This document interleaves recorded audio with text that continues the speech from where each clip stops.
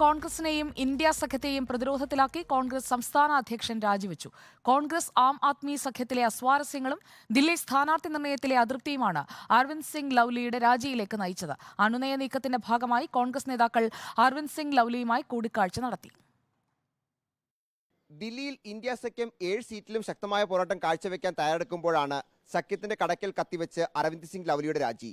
കോൺഗ്രസിനെതിരെ കെട്ടിച്ചമച്ച അഴിമതി ആരോപണങ്ങൾ ഉന്നയിച്ച് അരവിന്ദ് കെജ്രിവാൾ രൂപീകരിച്ച ആം ആദ്മി പാർട്ടിയുമായി സഖ്യം രൂപീകരിച്ചുള്ള അതൃപ്തിയാണ് രാജിക്കത്തിലെ ഒരു കാരണം. കോൺഗ്രസിന് അകത്തെ ആഭ്യന്തര പ്രശ്നങ്ങളുടെ നീണ്ട നിര രാജിക്കത്തിലുണ്ട്. ദില്ലിയിലെ സ്ഥാനാർത്ഥി നിർണയം മുതൽ ബ്ലോക്ക് പ്രസിഡന്റുമാരുടെ നിയമനം വരെയുള്ള വിഷയങ്ങളിൽ PCCയുടെ താൽപര്യം പരിഗണിച്ചില്ല എന്നാണ് ആരോപണം. കനയ്യകുമാറിന്റെയും ഉദിത് രാജിന്റെയും സ്ഥാനാർത്ഥിത്വത്തിലെ അതൃപ്തി കത്തിൽ പ്രതിപാദിക്കുന്നു. സംഘടനാ ജനറൽ സെക്രട്ടറി KC വേണുഗോപാലിന് എതിരെയും ആരോപണമുണ്ട്.